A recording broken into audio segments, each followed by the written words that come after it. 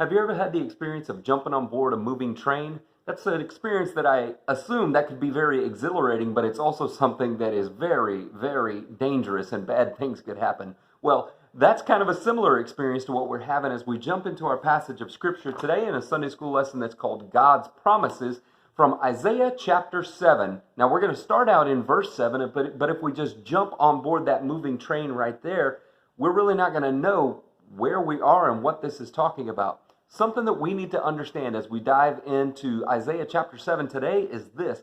This is a time that is totally messed up in the history of the people of God as recorded in the Old Testament. This is during a time of the divided kingdom. There is a northern kingdom of Israel and a southern kingdom of Judah. So what's supposed to be one united people, there is so much division, there is so much hatred between them that they've actually made two different nations that have two different kings.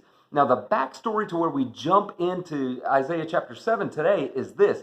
The king of Israel, who is a king named Pekah, he's tried to make an alliance with the king of a neighboring country called Aram. That king's name is Rezin. And so King Pekah and King Rezin make this alliance together that they together are going to invade the nation of Judah and completely take them. So that's really the backstory of what we're talking about, and that's where we jump in this moving train on Isaiah chapter 7, verse 7, that reads this way.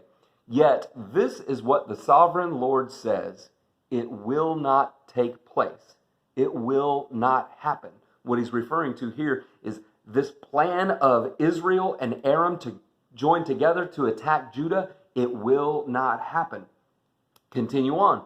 For the head of Aram is Damascus, and the head of Damascus is only Rezin. Within 65 years, Ephraim, which is the name used here for the northern kingdom of Israel, within 65 years, Ephraim will be too shattered to be a people. The head of Ephraim is Samaria, and the head of Samaria is only Remaliah's son, which is talking about that king named Pekah. Now look at this last part of verse 9. If you do not stand firm in your faith, you will not stand at all. Again, the Lord spoke to Ahaz, who is the king of Judah. King Ahaz is the king of the nation of Judah, who they were planning on attacking. The Lord spoke to Ahaz. Ask the Lord your God for a sign, whether in the deepest depths or in the highest heights. But Ahaz said, I will not ask. I will not put the Lord to the test. And then Isaiah said, Hear now, you house of David. Is it not enough to try the patience of humans? Will you try the patience of my God also? Therefore, the Lord himself will give you a sign. The virgin will conceive and give birth to a son, and will call him Emmanuel. He will be eating curds and honey when he knows enough to reject the wrong and choose the right. For before the boy knows enough to reject the wrong and choose the right, the land of the two kings you dread will be laid waste. The Lord will bring on you and on your people and on the house of your father a time unlike any since Ephraim broke away from Judah. He will bring the king of Assyria. Now, like I said, there's a lot of things that are happening here, that are a lot of things that are happening within the history of the people of Israel. But what we really need to know is that there is this divided kingdom, the northern kingdom of Israel, the southern kingdom of Judah, and they are fighting against each other and plotting against each other. And so God says this whole plot of an alliance between Aram and Israel to attack Judah, that won't happen. God's not going to let that happen because Israel is not standing by faith. And if you do not stand firm in your faith, you will not stand at all.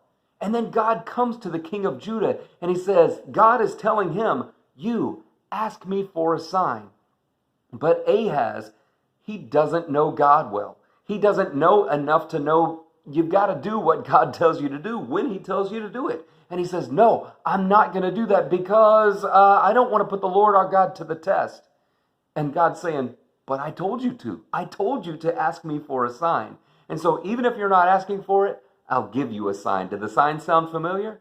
The virgin will conceive and give birth to a son, and you will call him Emmanuel. And even though God had rescued Judah from this time of attack, he gives them the promise in verse 17, there will be destruction. You will be laid waste because I'm raising up the king of Assyria, and surely enough, the king of Assyria came to attack and completely destroy all of Jerusalem. Well, man, I hope you guys have a great time in your Zoom groups today. I love you a bunch, and I'll talk to you soon.